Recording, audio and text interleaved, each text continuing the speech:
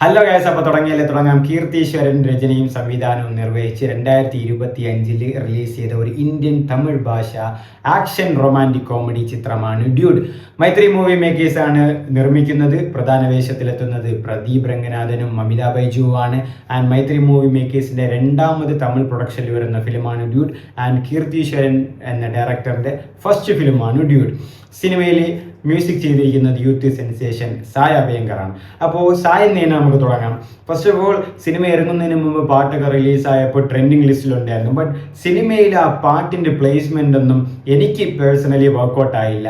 എന്തിനോ വേണ്ടി തിളച്ച സാമ്പാർ പോലെയാണ് എനിക്ക് തോന്നിയത്. പ്രത്യേകിച്ച് ഊറും ബ്ലഡ് സോങ് ആയാലും ആൻഡ് സിംഗാരി സോങ് ആയാലും ആ ഒരു കണക്ഷൻ കിട്ടാതെ എന്തിനോ ഒരു പ്ലേസ്മെൻറ്റ് ചെയ്ത് പോയി. എനിക്ക് ആകെ ഇഷ്ടപ്പെട്ടത് നല്ലാറിപ്പോ എന്നൊരു പാട്ടുണ്ട്. അതിൽ മോഹിത് ചൗഹാൻ ഡിപ്പു ഒക്കെ പാടിയ പാട്ട്, ആ ഒരു പാട്ട് നന്നായിരുന്നു. ആ പ്ലേസ്മെൻറ്റും ആ ഒരു ഫീലിംഗ് സിറ്റുവേഷനിൽ അത് നന്നായിട്ട് പ്ലേസ് ചെയ്തും അത് കൊള്ളായിരുന്നു. പിന്നെ മൊത്തത്തിൽ BGM കാര്യങ്ങളൊന്നും പ്രത്യേകിച്ച് എടുത്ത് പറയാനൊന്നുമില്ല. എനിക്ക് ആകെ പോസിറ്റീവായിട്ട് മ്യൂസിക്കിൽ തോന്നിയത് ആ പാട്ടും ആ പാട്ടിൻ്റെ പ്ലേസ്മെൻറ്റും കാര്യങ്ങളും അതിൻ്റെ ഒരു മ്യൂസിക്കും കാര്യങ്ങളാണ്. പ്രത്യേകിച്ച് ബാക്കി പറയാനുള്ള ഒരു BGM സ്കോറോ കാര്യങ്ങളൊന്നും എനിക്ക് പേഴ്സണലി ഫീൽ ചെയ്തില്ല. ഒന്നും വന്നിട്ടില്ല സിനിമയിൽ, ഡ്യൂഡിൽ വന്നിട്ടില്ല. ആൻഡ് രണ്ടാമത് വരുമ്പം കീർത്തീശ്വരൻ എന്നൊരു ഡയറക്ടർ, പുള്ളി പ്രദീപ് രംഗനാഥിന് വേണ്ടിയിട്ട് കുറേ ട്രൈ ചെയ്ത് പ്രദീപ് എന്നെ ചെയ്യണമെന്ന് പറഞ്ഞ് അങ്ങനെ കുറേ കൺവിൻസൊക്കെ ചെയ്താണ് ഈ സിനിമ ചെയ്തിരിക്കുന്നത്. പുള്ളിയുടെ ഡെബ്യൂട്ടൻ്റ് ആണ്. വളരെ മോശമില്ലാത്ത രീതിക്ക് തന്നെ ആ സിനിമ ചെയ്തിട്ടുണ്ട്. എനിക്കൊരു ആവറേജ് അനുഭവമാണ്. കാരണം ഇടയ്ക്കൊക്കെ എനിക്ക് ലവ് ടുഡേ ഡ്രാഗൺ വൈബൊക്കെ അതിലടിച്ചു. കാരണം അതിലത്തെ സീൻസും കാര്യങ്ങളൊക്കെ സെപ്പറേറ്റ് ഒന്നും ആക്കാതെ ആ സെയിം സാധനങ്ങൾ തന്നെ ഇതിലും ഉണ്ട്. ബട്ട് എന്നാലും ബോറടിക്കുന്നില്ല. എന്നാൽ ഇതിൽ തന്നെ ഉണ്ട്. ബട്ട് നന്നായിട്ട് തന്നെ ഡയറക്ടർ ചെയ്തിട്ടുണ്ട് സിനിമ. മൊത്തത്തിൽ എനിക്കൊരു സിനിമയ്ക്ക് പറയുന്ന ഒരു ആവറേജ് അനുഭവമാണ് തോന്നിയത്. പ്രദീപിലേക്ക് വരുമ്പം പ്രദീപിനെ ഈ കോമഡി, അതായത് ഈ ലവ് ടുഡേ ഡ്രാഗൺ ഈ സംഭവങ്ങളൊക്കെ തന്നെയാണ്. അതായത് ഒരു റിലേഷൻ്റെ അടുത്ത് ഒരു പെണ്ണുമാണ് അങ്ങനെ സംസാരിക്കുമ്പോൾ അത് ക്യൂട്ട് അങ്ങനെ അതുപോലത്തെ കുറച്ച് കാര്യങ്ങളൊക്കെ ആയിട്ട് നല്ല പ്രദീപിൻ്റെ ആ ഒരു സ്റ്റൈലുണ്ട്. അത് നന്നായിട്ട് തന്നെ ഫസ്റ്റ് ഹാഫിൽ നല്ലതുപോലെ സിനിമ ഒരു പെട്ടെന്ന് പോയി. ആൻഡ് സെക്കൻഡ് ഹാഫിൽ നിങ്ങൾ സിനിമ കാണുമ്പോൾ മനസ്സിലാവും ആ ഒരു കോൺസെപ്റ്റ് വന്നപ്പം സെക്കൻഡ് ഹാഫിൽ അത് ഒരു ചെറിയൊരു ലാഗും ഇഴച്ചിലൊക്കെ എനിക്ക് പേഴ്സണലി ഫീൽ ചെയ്തു. ആൻഡ് അതിലും കുറച്ച് കോമഡി കാര്യങ്ങളൊക്കെ ഉണ്ട്. ഈ സിറ്റുവേഷൻ കോമഡി എന്ന് പറയുമല്ലോ, ആ കാര്യങ്ങളൊക്കെ വരുമ്പോൾ നന്നായിട്ട് തിയേറ്ററിൽ നല്ല ചിരിയൊക്കെ ഉണ്ടായിരുന്നു. ബട്ട് ക്ലൈമാക്സ് ഒക്കെ ആയപ്പോൾ ഒരു ഇട്ട് വലിച്ച്, അതായത് എങ്ങനെയെങ്കിലും കൺവിൻസ് ചെയ്യണം അല്ലെങ്കിൽ എങ്ങനെയെങ്കിലും അതൊന്ന് എത്തിപ്പിടിക്കണം എന്നൊരു രീതിയിൽ എങ്ങനെ ഒരു വലിച്ചു നീട്ടിയതുപോലെ ഒരു ഫീൽ എനിക്ക് ചെയ്തു. പ്രദീപ് നന്നായിട്ട് ചെയ്തിട്ടുണ്ട്. ആൻഡ് മമിതയിൽ വരുമ്പം ചില സമയം മമിതയെ പിടിച്ചടിക്കാൻ തോന്നും. കാരണം അമ്മാതിരി ഒരു എന്താ പറയുക, ഒരു തേപ്പ് പരിപാടി പോലെയാണ് സിനിമയിൽ വരുന്നത്. നിങ്ങൾക്ക് അത് കാണുമ്പോൾ മനസ്സിലാവും. അത് പ്രദീപിന് കുറച്ച് ഇറിറ്റേഷനൊക്കെ വരും. ആ സമയം നമുക്ക് തോന്നി ഇവിടെ എന്തോന്നാ കാണിക്കണം, ഇത്രയും ചെയ്തിട്ട് കളിച്ചും ചിരിച്ച് അങ്ങനെ ഒരു സെറ്റപ്പാണ്. അത് നിങ്ങൾക്ക് പടം കാണാൻ മനസ്സിലാവും. കാരണം ഇവർ കൊച്ചുനാളിലെ തൊട്ട് ഒരുമിച്ച് വളർന്നവരാണ്.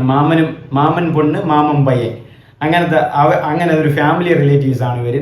അപ്പോൾ ഈ സിനിമയിൽ ശരത് കുമാർ വരുന്നുണ്ട് മമിതയുടെ അച്ഛനായിട്ട്. ശരത് കുമാറിൻ്റെ റോള് സൂപ്പറാണ്. അതായത് നമുക്ക് തുടക്കം ശരത് കുമാറിനെ കാണുമ്പോൾ ശരത് കുമാർ വളരെ ഫണ്ണായിട്ട് എൻജോയ് ആയിട്ട് പുള്ളി മറ്റേ പഴയ ടൈപ്പ്, അതായത് ആടി ഒരു വൈബ് തന്തയെ പോലെ, ഒരു മിനിസ്റ്ററാണ്, വൈബ് തന്തയെ പോലെ ഇങ്ങനെ ചില്ല് ചെയ്ത് നടക്കും. ബട്ട് ഒരു ചെറിയൊരു ക്രൂവലായിട്ടുള്ള ഒരു റൂഡ് വില്ലനുമാണ്. അതായത് സ്വന്തം അനിയത്തി വേറൊരു പയ്യനെ അല്ലെങ്കിൽ വേറൊരു പയ്യനെ പ്രേമിച്ചതിൻ്റെ ഒരു ഇതിൽ അങ്ങനെ ഒരു കൊന്ന് കളഞ്ഞ ഒരു സിറ്റുവേഷൻ, ജാതി ഏതെന്ന് നോക്കുന്ന ആ ഒരു ഒരു ചെറിയ ഒരു രീതി, അത് ഒരുപാടൊന്നും ഇഞ്ചെക്ട് ചെയ്യുന്നില്ല, ഒരു ചെറിയ രീതിക്ക് അങ്ങനെ ആ സിനിമയിലും വരുന്നുണ്ട്. പിന്നെ രോഹിണിയായിട്ട് പ്രദീപിൻ്റെ അമ്മ, അങ്ങനെ അവരും അത്യാവശ്യം നല്ല രീതിക്ക് ചെയ്തിട്ടുണ്ട് സിനിമയിൽ. പിന്നെ എനിക്ക് നെഗറ്റീവായിട്ട് പറയാനുള്ളത് ഈ ക്ലൈമാക്സ് എടുക്കാൻ, ഞാൻ നേരത്തെ പറഞ്ഞ പോലെ ഈ ക്ലൈമാക്സ് എടുക്കാൻ വേണ്ടി എനിക്ക് കുറേ റെഫറൻസ് ഒക്കെ നോക്കി എല്ലാ സിനിമയിൽ നിന്നും വലിച്ചു വാരി അവിടെ ഇവിടെയൊക്കെ ചേർത്ത് മിക്സ് ചെയ്ത് നല്ല അരച്ച് കലക്കിയാണ് ആ ഒരു ക്ലൈമാക്സ് എടുത്തിരിക്കുന്നത്. മൊത്തത്തിൽ എനിക്കൊരു ഡ്യൂഡ് ഒരു ആവറേജ് അനുഭവമാണ്.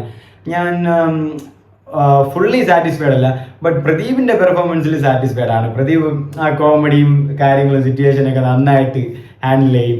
ഫസ്റ്റ് ഹാഫ് ഞാൻ പറഞ്ഞില്ലേ, ഫസ്റ്റ് ഹാഫ് സൂപ്പറാണ്, സൂപ്പർ കോമഡിയും കാര്യങ്ങളായിട്ട് വരും. ഇനി ഇതിൽ ഹൃദു ഹാരുൺ വരുന്നുണ്ട്, പുള്ളിയും നല്ലതായിട്ട് തുടക്കത്തിൽ നല്ല ഒരു കോമഡിയൊക്കെ ആയിട്ട് വരുന്നുണ്ട്. അത് നിങ്ങൾ പടം കാണുമ്പോൾ ഒരു ട്വിസ്റ്റായിട്ടാണ് ഹൃദു ഹാരുൺ വരുന്നത്. ആ ഒരു അവിടെ നിന്നാണ് പടം വീണ്ടും ഡ്രിവനായിട്ട് വേറൊരു സ്ലോട്ടിലേക്ക് പോകുന്നത്. മൊത്തത്തിൽ എനിക്ക് ഡ്യൂഡ് ഒരു ആവറേജ് അനുഭവമാണ്. ലവ് ടുഡേ ഡ്രാഗൻ്റെ അത്രയൊന്നും വന്നിട്ടില്ല. പലരും ചോദിച്ചു എങ്ങനെയുണ്ട് ലവ് ടുഡേ അത്രയുണ്ടോ ഡ്രാഗൺ, അതിൻ്റെ അത്രയൊന്നും വന്നിട്ടില്ല. ഇപ്പം ലവ് ടുഡേ ഡ്രാഗൺ ഡ്യൂഡ് എടുക്കുവാണെങ്കിൽ ഡ്യൂഡിനായിരിക്കും 3-ാം സ്ഥാനം. അത് രണ്ടും വേറെ ലീഗാണ്, അത് രണ്ടും വേറെ ടൈപ്പ്, വേറെ ഈ സെയിം ടൈപ്പും കാര്യങ്ങളും തന്നെയാണ് ഇതിലും വരുന്നത്. അതായത് ഞാൻ പറഞ്ഞില്ലേ റിലേഷനിൽ വരുമ്പം ഇല്ലാതെ എനിക്ക് ജീവിക്കാൻ പറ്റില്ല എന്നിട്ട് അടുത്ത മിനിറ്റ് ആകുമ്പോൾ വേറൊരുത്തിൻ്റെ അവിടെ ചൊല്ലിക്കൊണ്ടിരിക്കുന്നത്, അങ്ങനത്തെ കുറച്ച് കാര്യങ്ങളൊക്കെ ഉണ്ടല്ലോ നമ്മൾ ലവ് ടുഡേ ഡ്രാഗനിലെല്ലാം കണ്ട കുറച്ച് കാര്യങ്ങൾ. അത് തന്നെ ഈ സിനിമയിൽ റിപ്പീറ്റ് വരുന്നില്ല, എന്നാലും എന്താ പറയുക ബോറടിക്കുന്നില്ല. ബട്ട് ഞാൻ പറഞ്ഞില്ലേ കുറച്ച് റിപ്പീറ്റഡ് സീൻസ് ഒക്കെ ഉണ്ട്. പിന്നെ ക്ലൈമാക്സിന് വേണ്ടി കുറച്ച് റെഫറൻസ് ഒക്കെ നോക്കി അരച്ച് കലക്കിയിട്ടുണ്ട്. മൊത്തത്തിൽ dude is an average for me. നിങ്ങൾക്ക് എങ്ങനെയാണെന്ന് നിങ്ങളുടെ ഒപ്പീനിയൻ പറ.